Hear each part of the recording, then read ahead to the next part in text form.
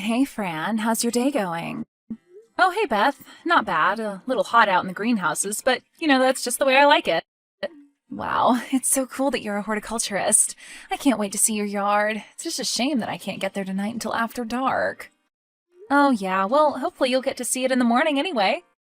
Oh, really? After our first date, Fran? Oh, God, no, please, I'm so sorry. That's not what I meant. I meant some morning. Well, I typed half of it and autocorrect messed up the rest. I'm sorry, it's been a long day.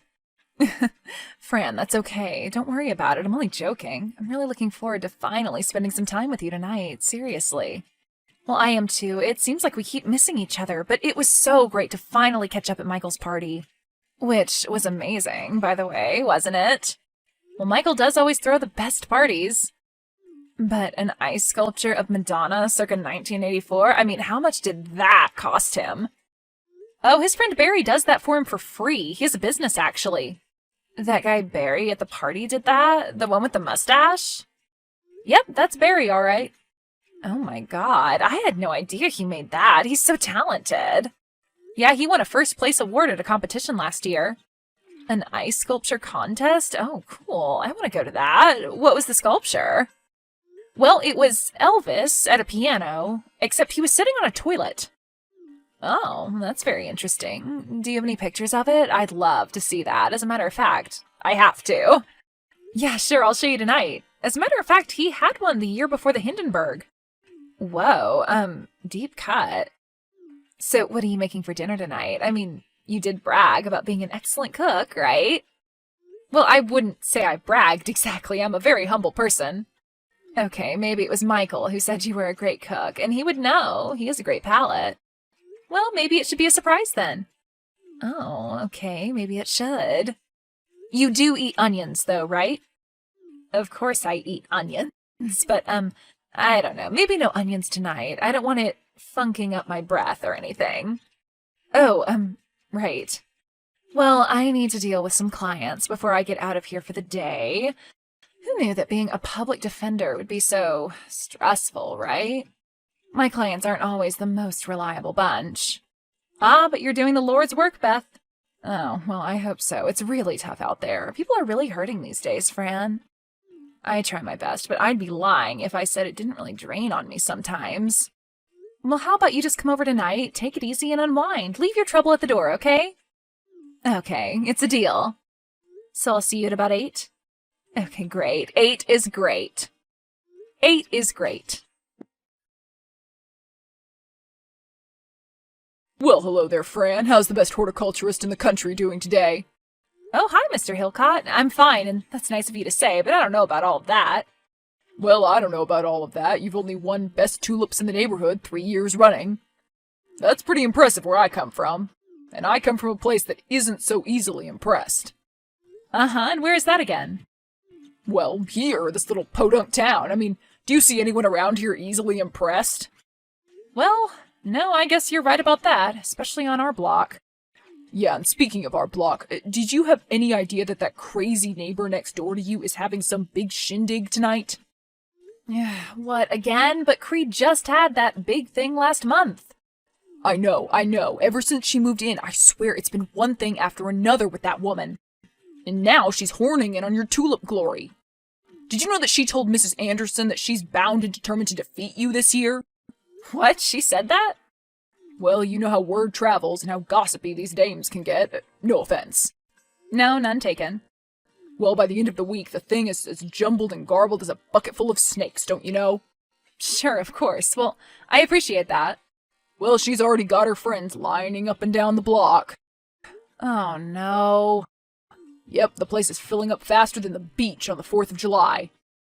My concern is a repeat of last time, and some joker parking in your parking spot again. And then refusing to leave until the party was over? Yeah, that was fun. And it's not like you could have had the damn thing towed with those 2 retaining walls you have in that little space. You'd probably knock your whole damn house down. Yep, that's what the guy at the towing company said on the phone. Yeah, I'm sorry, hun. I'd go over there and park in your spot to save it, but my beast is being worked on. And I lent Mr. Rasmussen my traffic cones, and the crusty old bastard never gave them back. It's okay. Don't worry about it. I appreciate you, though.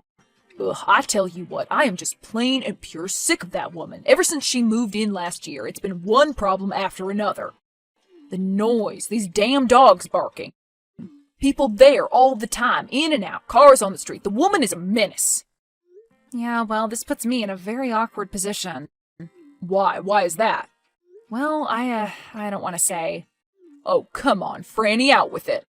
Well, I sort of have a date coming over tonight. Oh, really, huh? You got a hot date coming over?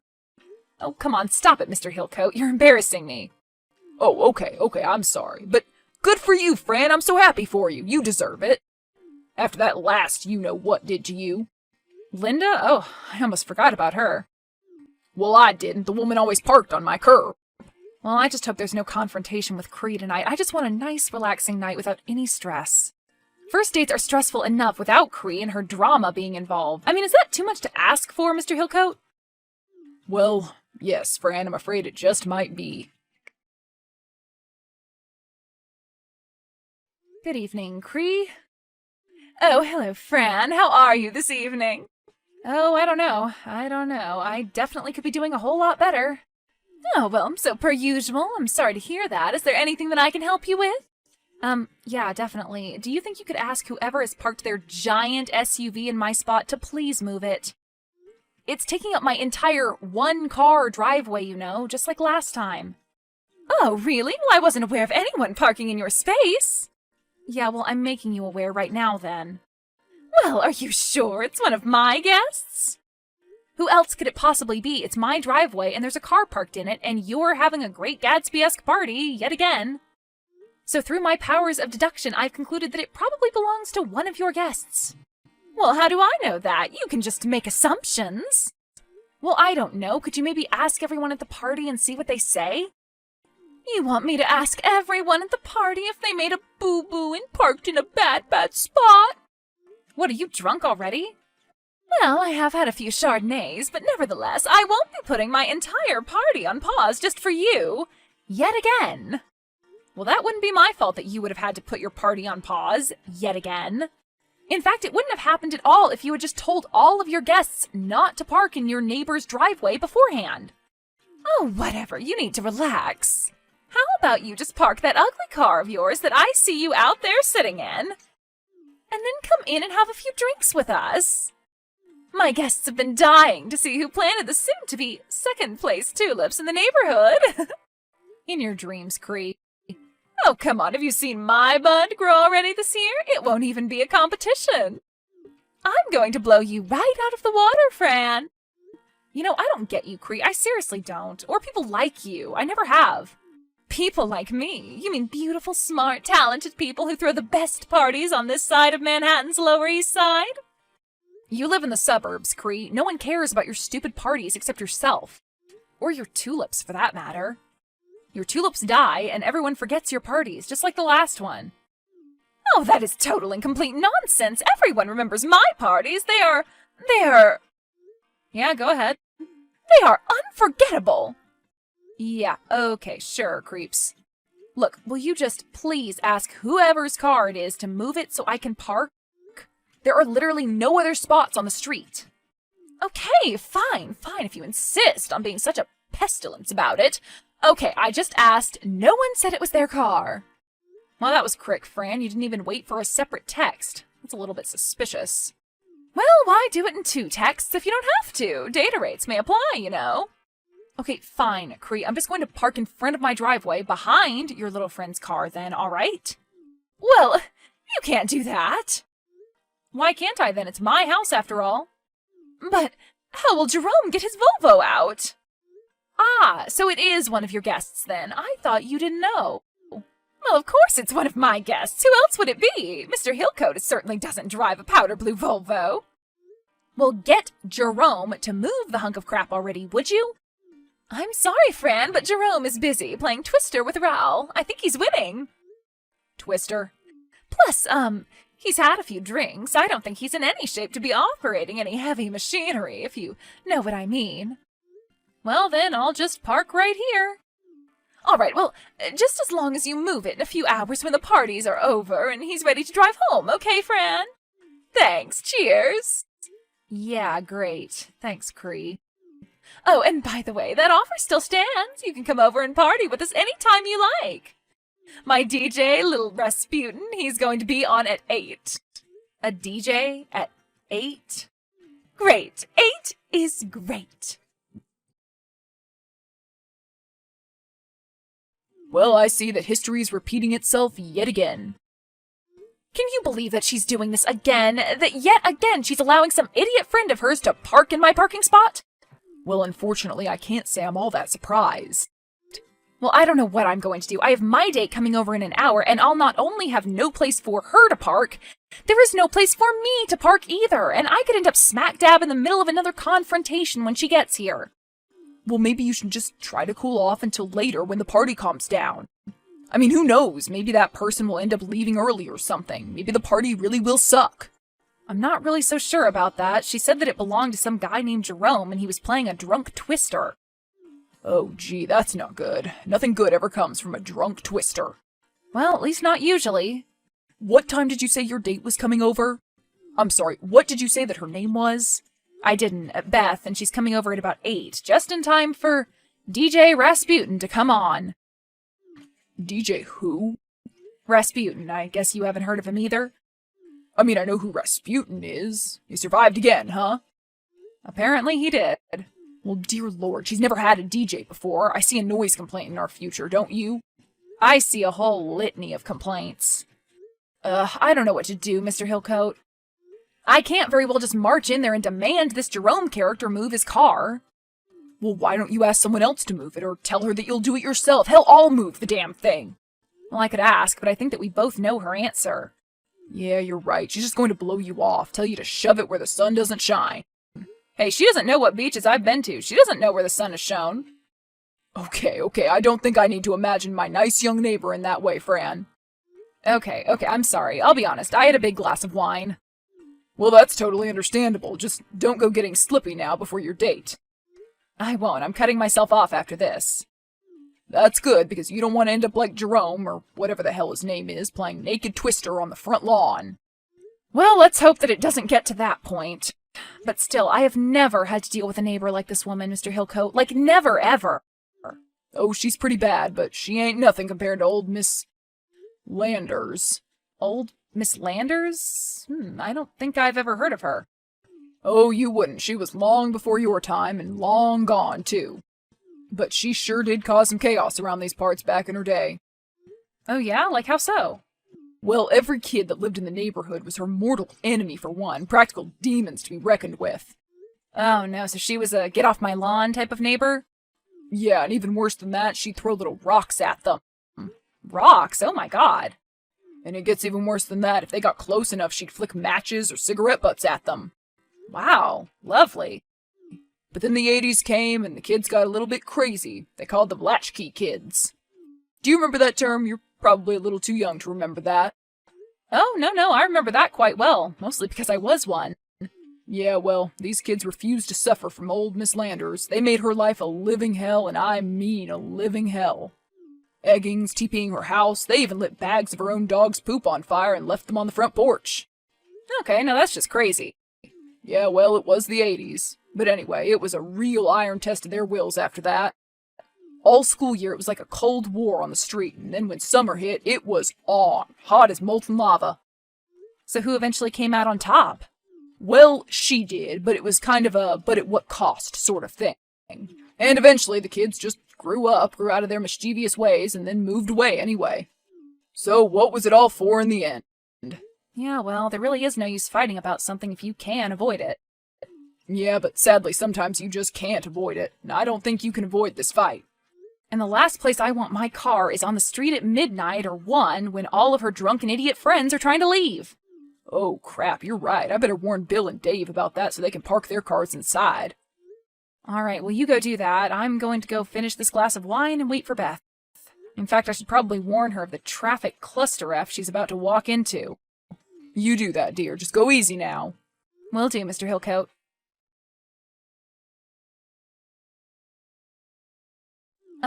Hi, Fran?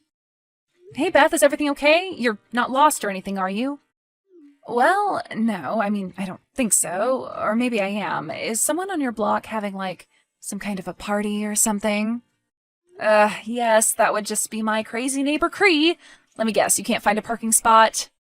No. In fact, I've circled the entire block, and I can't find anything. Wait, on the whole block, you can't find one single spot? Well, no, there's just nothing. But this is a residential street. Well, yes, I suppose it is now, isn't it? That's why I was so surprised as to why it was so full. My neighbor, the rudest person in the world, is having a party. Wow, it must be a big one. I did see some people just sort of standing around the front yard, smoking cigarettes. Wait, you mean her front yard or my front yard? Well, yours. That's why I was so confused. Well, at least part of it. That lunatic, she's letting people into my yard? Hold on, let me look. They're flicking their cigarette butts into my tulips. Oh God, really? This is exactly what happened last time, but times 100. Well, what happened? She let one of her party guests park on my driveway, this time some guy named Jerome, apparently. Oh, well, that tiny little spot? Yes, exactly. I'd say you should have it towed, but if there was an accident, it may compromise the structure of the house. Yes, exactly.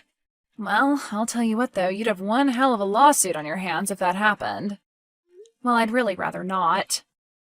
Well, shoot, I'm not finding any parking spaces, Fran. I'm not sure what to do. I can't believe this. Okay, how about you just double park behind me for now and come inside and I'll figure it out. Okay, sounds good. I'll do that. Let me just come back around. This music is getting kind of loud. Yes, that would be DJ Rasputin getting started. Oh, DJ Rasputin? I love him. You do? Have you heard of DJ Rasputin? Yeah, I represented him as a public defender. Oh, okay, I see. I was really hoping our first date wouldn't exactly be going like this. Well, we'll see what happens. Maybe it'll be an adventure. Yeah, sure, an adventure. Hey, maybe this Jerome fella will leave early. You never know. Well, for some reason, I get the feeling he'll be here for a while, actually.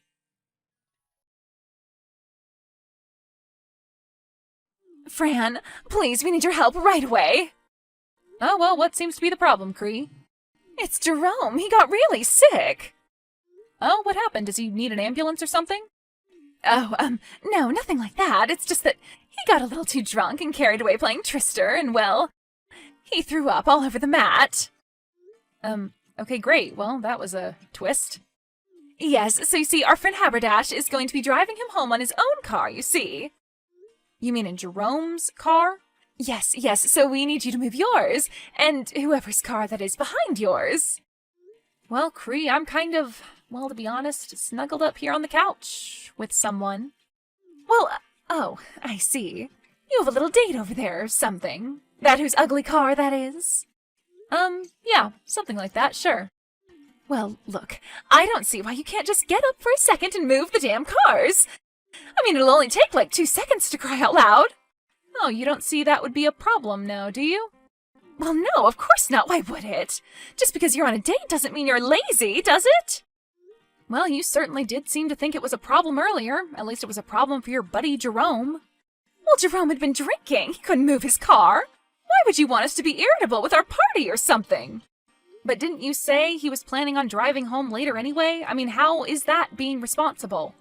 Well, he would have sobered up by then. Jerome's a professional, and I would have just given him a cup of coffee. That's an urban legend, you know. It doesn't work.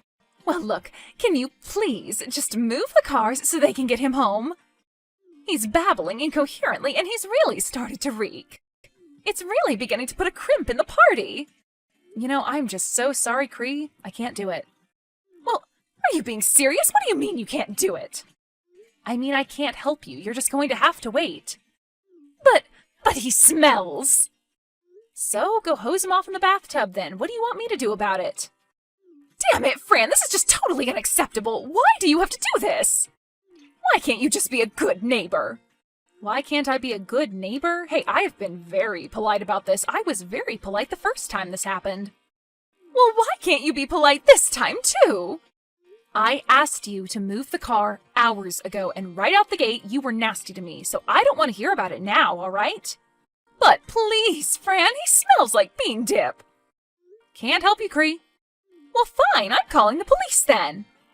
Go ahead, and what are you going to tell them? Well, I'm going to tell them that you have kidnapped my friend's car. Yes, that's right. Or even better, stolen. Yes, that makes a whole lot of sense. Well, then they'll at least tell you to move your cars, force you to move your cars. Oh, well, we'll see. Yes, I suppose we will. Expect a knock. Well, Franny, everything okay over there? There seemed to be quite a bit of a ruckus earlier, it seemed. Oh yeah, everything's fine for now. All quiet on the Western Front, if you can't tell. Yeah, those cops sure did shut that DJ Rasputin character up real quick, didn't they? Yeah, and to think she called the cops on herself and got her own party shut down and got herself arrested. Kind of poetic justice, if you ask me. Even something as crazy and cuckoo as that never happened to Miss Landers. Yeah, it was pretty entertaining, I must say. Much more entertaining than the movie Beth and I were watching. Oh yeah, so how's that going? Pretty good. Actually awesome. I really like her. Plus she really respected the stunt I pulled. Stunt? What stunt? Oh, right, of course. Duh, I didn't tell you. So Cree calls the cops on me, right, to try to get me to move the car for Jerome? Uh-huh, yeah. So when they get to my door, well, first of all, they were all confused because as soon as they saw all of the cars, they assumed I was the one having the party and they were supposed to be shutting me down. That somehow the calls got confused or something. Yeah, well, it gets better. So Beth and I were having a little wine, and yes, I took it easy after you told me to. But I definitely made sure to get a big refill before answering the door when the cops knocked. Oh yeah, and what did you tell them? Well, I would have no problem in the world moving cars, officer, but as you can see, I've been drinking. That's genius. And what did they say? Well, they said that since they couldn't tow the car out because of the possible structural damage, and I was supposedly intoxicated and couldn't drive a vehicle, that their hands were tied. And that's probably when you heard all the screaming coming from Cree. Well, when I finally got my old ass up and looked out the window, they already had her on the ground. Grass coming out of her mouth and everything. Yeah, well, that's what happens when you take a swing at a cop. Well, I suppose it turned out to be one hell of a party, huh? I'll say. And one hell of a first date. Yep. I see her car is still parked out there in front of yours. Think it will still be there in the morning? Hey, come on now, don't be creepy, Mr. Hillcoat. Right, I'm sorry. Sometimes I think of you as more like my buddy, Franny, I'm sorry. Well, we are buddies, Mr. Hillcoat. Hell, maybe we should start a neighborhood watch or something. We're a pretty good team. I don't know, are we really the authority types, do you think? Well, nah, I suppose you're right. But hey, I see Cree's tulips got all smashed up in the ensuing chaos. Yours still look great. Yeah, they do, don't they?